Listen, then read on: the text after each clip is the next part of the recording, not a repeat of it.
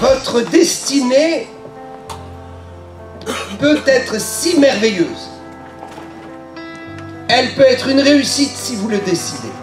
Choisissez ceux qui vont vous conduire vers l'avenir et qui seront vos pères spirituels. Quand les pères n'ont plus d'espérance dans leurs enfants, l'avenir est compromis. Vous êtes l'antidote de demain. Et vous êtes le peuple que Dieu veut utiliser demain pour prendre la relève. Quand nous sommes âgés, nous devrions penser qui va prendre la relève. Et quand nous sommes jeunes, nous devrions penser demain, il faudra que je reprenne une relève quelque part. Votre destinée peut être si merveilleuse. Elle peut être une réussite si vous le décidez. Et elle peut être un échec si vous n'y prenez pas garde. Choisissez ceux qui vont vous conduire vers l'avenir et qui seront vos pères spirituels. Quand on m'a demandé de partager le message, je n'y tenais pas trop parce que c'est dans mon église ici, j'aurais préféré qu'un autre pasteur le fasse. Mais bon, Dieu est souverain et ça s'est fait comme cela. Et quand on m'a demandé, je ne savais vraiment pas quoi dire. Vous savez, moi, mon style, c'est plutôt les croisades d'évangélisation, la guérison. Et j'aime aussi tellement parler du Saint-Esprit. Cela prend une grande place dans ma prédication. Et je ne suis pas trop familiarisé avec l'enseignement pour les jeunes. Mais je crois que lorsqu'on est un pasteur, on doit être capable de tout faire.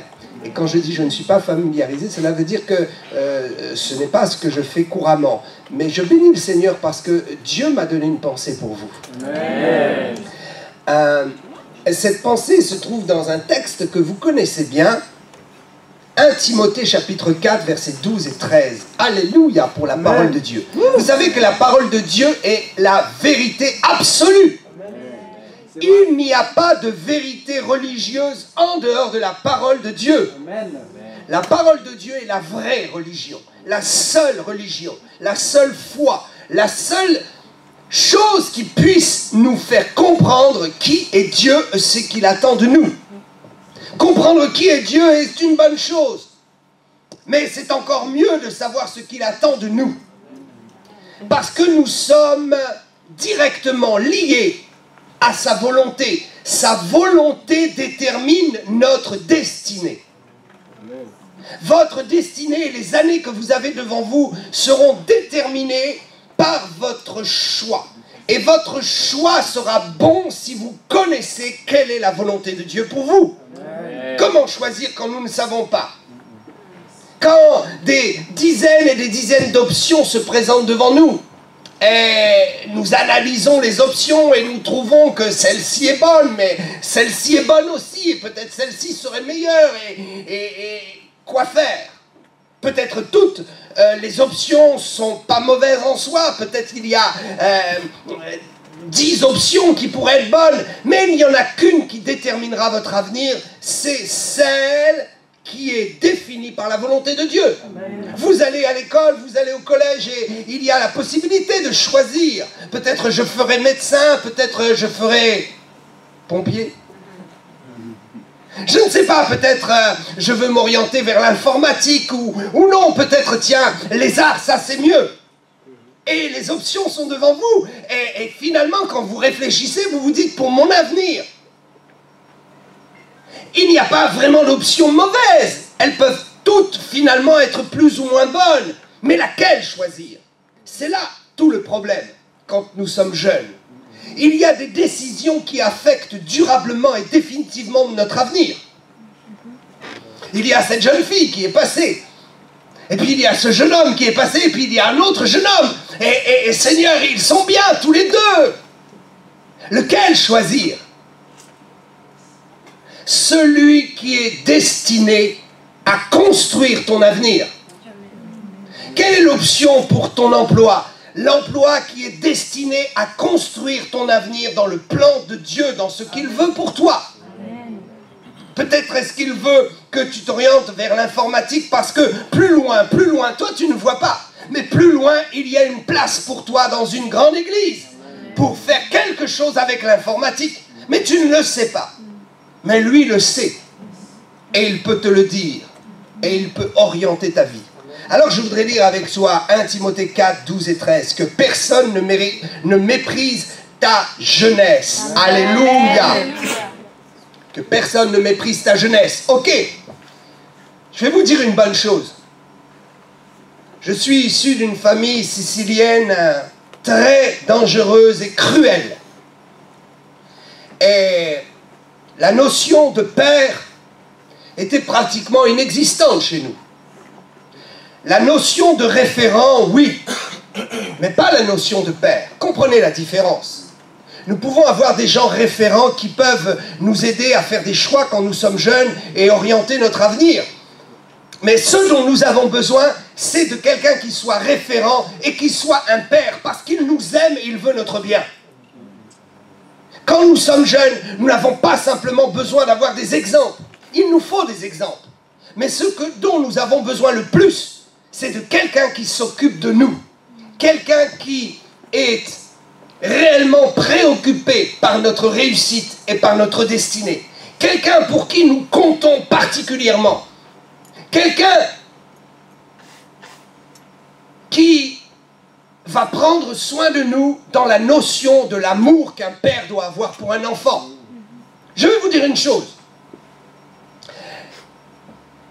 Timothée a pu réussir sa vie parce qu'il avait un père spirituel qui s'occupait de lui et qui avait un souci pour sa réussite et son succès. Je crois que la chose la plus importante, c'est de trouver un père spirituel et de comprendre que ses conseils seront forcément bons pour nous, parce qu'il n'y a pas simplement une relation de pasteur, parce qu'il n'y a pas simplement une relation de référent, parce qu'il n'y a pas simplement une relation d'admiration pour quelqu'un qui a réussi, mais il y a une relation de cœur et d'intérêt commun. Dans ma famille, il n'y avait pas cette notion. Je voyais mes oncles, je voyais des cousins, et je me disais, il faut que je réussisse comme eux, il faut que je fasse comme eux. Et je voulais bien me copier sur leur vie. Mais quand j'avais des problèmes, jamais personne pour me consoler.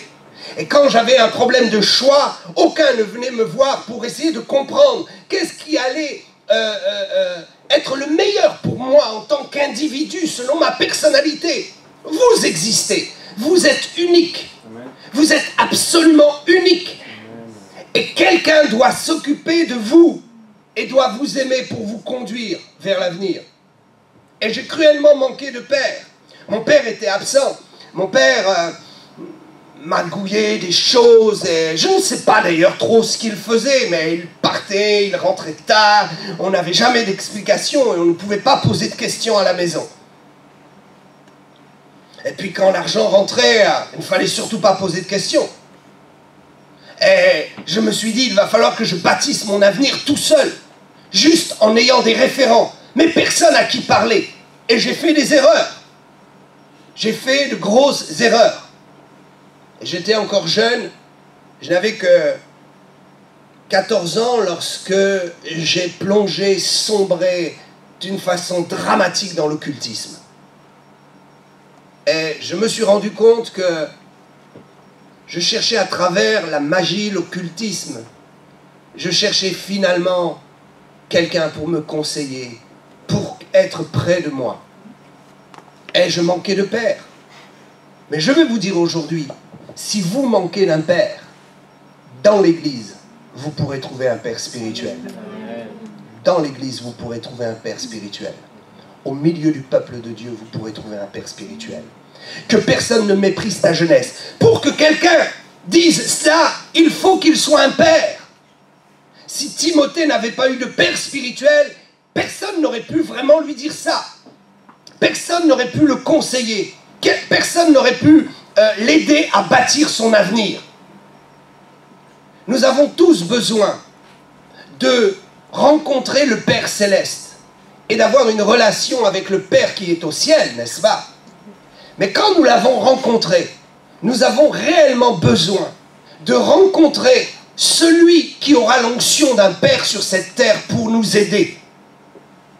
Je crois que nous, les pasteurs, nous devons demander pardon. Parce que nous sommes devenus des prédicateurs, nous sommes devenus des gestionnaires d'église, nous sommes venus parfois même des hommes d'affaires. Car l'église est toute une affaire à gérer. Et il faut connaître l'informatique, il faut connaître le son, la lumière, il faut connaître comment on signe un bail de location, et parfois même nous sommes obligés d'être juristes, et il y a tellement de choses à faire qu'on est devenu un peu des gestionnaires. Mais on a oublié que le but premier d'un homme de Dieu, c'est d'être un père pour des enfants qui vont bâtir l'avenir. Mon souci, quand je vois des jeunes, c'est de savoir s'ils ont été bien conseillés et s'ils ont quelqu'un à qui se confier de cœur à cœur. Si vous êtes dans une église, je vous invite vraiment à vous rapprocher de votre pasteur, à lui confier vos problèmes, à lui faire confiance et à trouver dans ses réponses quelque chose qui va bâtir votre avenir. Et si vous n'avez pas auprès de ce pasteur la confiance nécessaire, changez d'église. Donc, je vous le dis franchement, votre avenir est en jeu. Ne permettez pas qu'on vous laisse grandir sans vous aider, sans vous conseiller. Parce que demain, vous aussi, vous serez des pères. Et vous devrez être des pères spirituels pour d'autres. Nous ne pouvons bâtir l'avenir qu'en préparant l'avenir. Or, pour préparer l'avenir, il faut préparer ceux qui arrivent après nous. Vous savez, ce qui est formidable dans l'histoire d'Élie et Élisée, quand nous parlons de double onction, vous avez entendu parler de cela. Élie, le grand prophète, qui avait avec lui des jeunes en formation, des prophètes en formation, et ils devaient discuter les uns les autres, savoir qui allait prendre la place du père. Mais finalement, ils étaient tous destinés à être pères eux-mêmes, et à pas forcément prendre la place du père, mais à prendre la relève de ce qu'il a construit. Nous ne sommes pas là pour prendre la place d'un père, ou prendre la place du pasteur, ou prendre la place de quelqu'un. Si vous êtes jeune et que vous êtes en formation et puis qu'il y a peut-être des prophéties qui sont venues sur votre vie pour devenir pasteur ou évangéliste ou prophète ou je ne sais quoi, sachez que ce ne sera pas pour prendre la place forcément ou la suite de quelqu'un, mais ce sera pour bâtir votre propre avenir et être vous-même générateur d'une œuvre qui sera une bénédiction pour quelqu'un. Je vais vous dire l'histoire d'Élie et Élisée. Et Élie était le père qui formait les jeunes, qui s'assurait de la relève. Et il les conseillait, comme Paul conseillait aussi Timothée, lui dit « Ne méprise pas et que personne ne méprise ta jeunesse, parce que dans ta jeunesse, il y a de la force, il y a de l'espoir, il y a aussi l'Esprit de Dieu. » Et il lui donnera un conseil « Mais sois un modèle, un fidèle modèle. » Autrement dit, pour que personne ne méprise votre jeunesse, il faut que vous soyez un modèle. Ne laissez personne vous mépriser sur la base de vos erreurs. Faites attention à ne pas commettre d'erreurs. Soyez fidèles.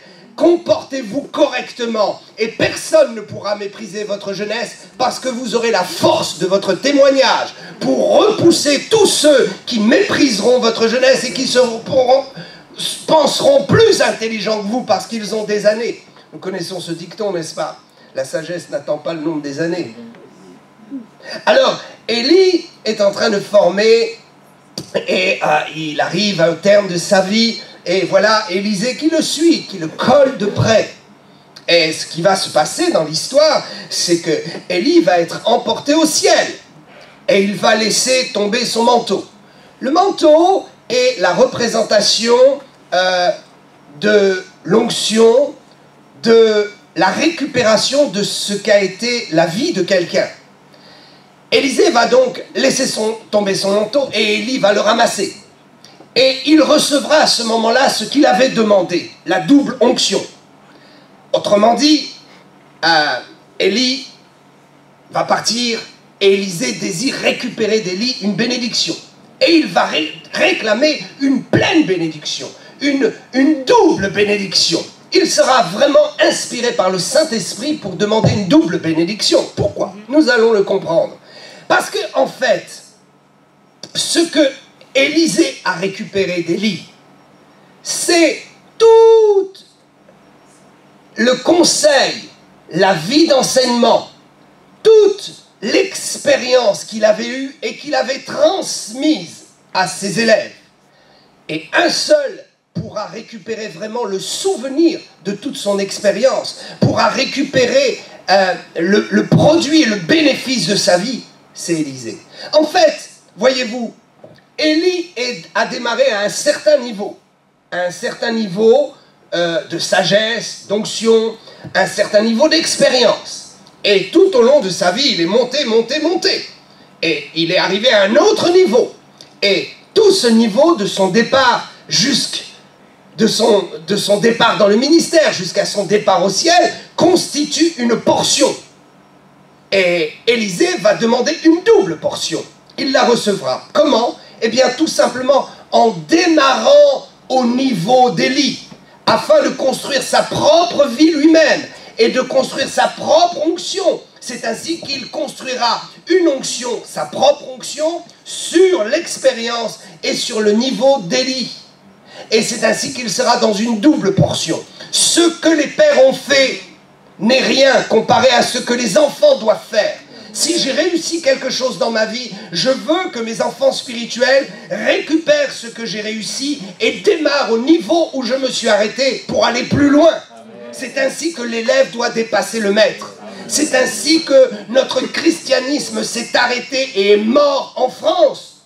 Non, il y a des gens qui disent « Oh, il ne faut pas dire ça ». Il faut être réel. Quand on est malade, on est malade. Et ce n'est pas un échec, ce n'est pas un manque de foi que de mettre le doigt sur le problème. Parce que comment voulez-vous chasser ou résoudre le problème si vous faites l'autruche et vous l'ignorez? Ce qui s'est passé en France, c'est que les pères spirituels ont vécu dans le réveil pendant des années et ils n'ont pas pensé à relayer quelque chose derrière eux. Ils n'ont pas laissé un héritage de foi. Ils ont laissé des murs, ils ont laissé des comptes en banque. Ah ça oui, il y a des églises aujourd'hui qui sont très riches, où des jeunes arrivent et bénéficient d'un salaire, et bénéficient des locaux payés. Je connais des jeunes qui sont pasteurs ici en France, et qui sont dans des églises, qui ont été payés par les pères. Mais ce n'est pas ça. Ce n'est pas ça qu'on doit relayer. Ce n'est pas ça qu'on doit passer au suivant. Ce n'est pas comme ça qu'on construit l'avenir. Ce n'est pas sur la base d'une trésorerie. C'est sur la base de l'onction et de la puissance de Dieu. C'est sur la base du Saint-Esprit. Les pères ont vécu le réveil et n'ont pas légué l'onction de l'Esprit aux enfants qui arrivent. C'est pourquoi aujourd'hui il faut tout reprendre à zéro. C'est pourquoi aujourd'hui je vous dis, trouvez des hommes et des femmes d'onction, trouvez des gens qui ont le Saint-Esprit, trouvez des gens qui font des miracles, trouvez des gens qui démontrent la puissance de Dieu et qui amènent à la conversion des âmes. Trouvez des gens qui démontrent ce que Jésus a fait. Jésus n'a pas construit une entreprise, il n'a pas cherché à vendre des produits. Il a amené le royaume de Dieu. Et il a fait constamment une démonstration de puissance et de vérité. Il prophétisait et ça changeait la vie des gens. Il priait pour les malades et les malades étaient guéris. il annonçait l'évangile et des foules entières se convertissaient, des villages entiers étaient révolutionnés par son message. C'est cela le véritable héritage de la double portion. Nous devons, nous, être plus forts dans l'esprit que ceux qui ont été avant nous, parce que nous bénéficions d'un support spirituel et d'un terrain qui a été dégagé. Regardez les États-Unis. Pourquoi est-ce qu'aux États-Unis ou en Afrique, la puissance de Dieu est constamment en train de s'élever? Parce que les jeunes s'appuient sur l'onction des anciens et reçoivent l'élévation par l'expérience de la puissance des anciens. C'est pourquoi Paul dira qu'on ne méprise pas ta jeunesse, parce que Timothée était déjà dans le courant de la puissance de Dieu que son père spirituel était en train de lui transmettre. Son père spirituel lui a expliqué comment on travaille avec Dieu, comment on travaille avec le Saint-Esprit, comment on impose la main aux gens, comment on prie pour les gens, comment on leur annonce la bonne nouvelle. Il lui expliquait ces choses et il lui transmettait le feu de l'Esprit. C'est ainsi que je crois que Timothée a démarré à un niveau supérieur. Parce qu'il a eu la grâce d'avoir un père qui cultivait la puissance de Dieu. Nous prêchons un Dieu vivant, nous ne prêchons pas un Dieu mort. Nous ne voulons pas que nos églises ressemblent à ce que certaines églises qui sont mortes ressemblent. Avez-vous été dans des églises mortes? Il fait froid, les plafonds sont très hauts, il y a des orgues gigantesques avec une vieille dame qui joue des sons bizarres. Et c'est très austère. Et quand vous arrivez, il faut faire attention, vous pouvez même vous faire peur. Il y a des espèces de statues grimaçantes. Et puis, le micro est très austère. Nous ne voulons pas d'un christianisme comme cela, parce que ce n'est pas le christianisme de la Bible. Et si demain, vous les jeunes, vous ne cherchez pas des pères et des pères spirituels dans l'onction, vous ne ferez pas mieux que nous. Et le pays sera désert. Je crois que Jésus revient bientôt. Amen. Jésus revient bientôt, c'est une réalité. Je crois que très bientôt, le monde va basculer dans la folie. Je crois que l'économie va de plus en plus mal et que les Illuminati et les francs-maçons sont en train de se frotter les mains parce que leur jour arrive. Je crois que le retour de Jésus est très très proche.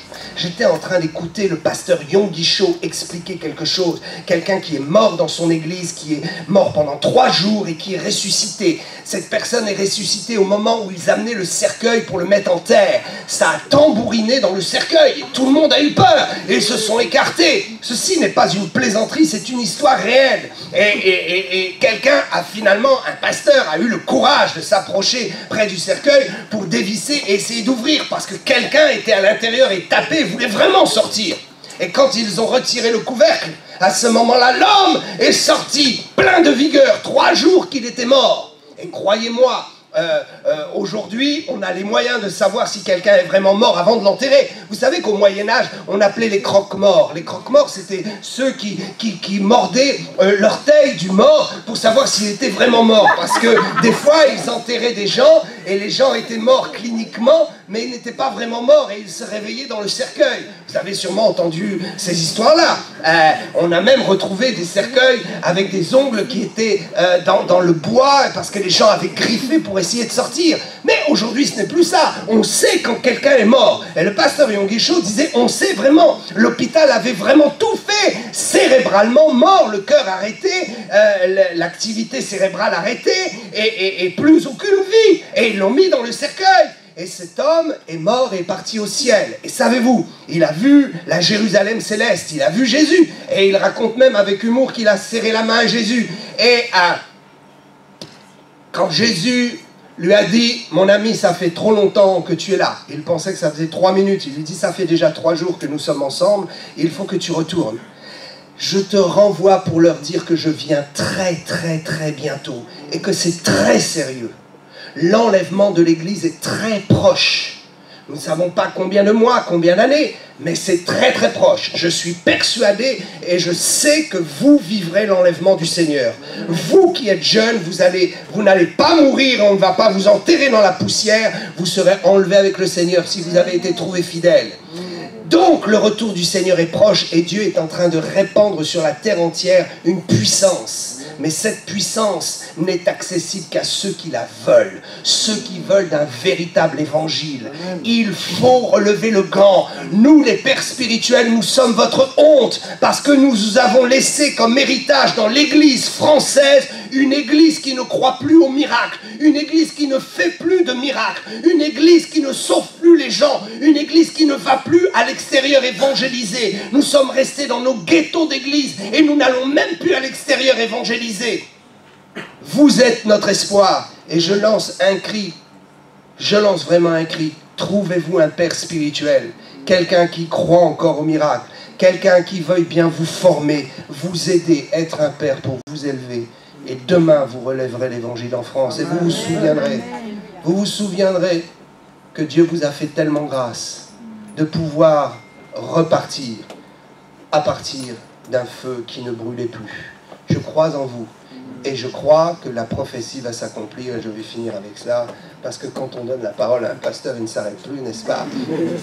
Ok, je veux simplement vous transmettre de tout mon cœur en tant que père spirituel. Je voulais vous transmettre la situation est grave. Allez dans la prière. Lisez votre Bible. Cherchez la puissance de Dieu. Cherchez le Saint-Esprit. Et vous allez être l'église puissante et glorieuse de demain. Amen. Vraiment, je crois en vous. Et je veux vous dire qu'il y a une prophétie qui m'a beaucoup touché. Il y a à peu près 5 ans de cela, où quand j'étais en mission, quelqu'un s'est levé et a dit « Le réveil en France sera essentiellement produit, pas que par les jeunes, mais essentiellement, c'est la jeunesse qui va ramener un feu et qui va réveiller les vieux. » Et j'étais en mission et je suis allé dans une autre église et la même prophétie est sortie. Je suis allé dans une 3e église et la même prophétie est sortie. Des gens qui ne se connaissaient pas. Et mon cœur a été très touché. Et je ne croyais pas trop, mais aujourd'hui, je crois que l'Église sera relevée par la jeunesse. L'espérance de demain. N'écoutez pas les délires religieux et peureux des pasteurs.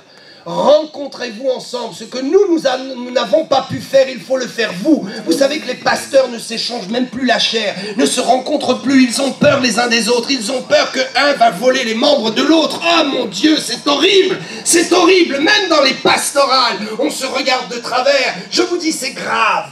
Même les pasteurs, vos pasteurs, dans les pastorales se regardent de travers, ne s'invitent plus, ne croient plus en rien. Et quand il y a un événement, alors on fait du protectionnisme, parce que si les autres viennent à notre événement, n'est-ce pas? Alors qu'est-ce que ça va faire? Il va y avoir de la jalousie, et puis les membres vont migrer. Ne soyez pas dans cette mentalité. Défaites-vous de cette mentalité diabolique. Rencontrez-vous entre jeunes de différentes églises. Organisez des programmes. Allez chercher les perdus. Ne vous inquiétez pas de votre clocher d'église, mais servez le Seigneur ensemble. Que Dieu vous bénisse, que Dieu vous bénisse.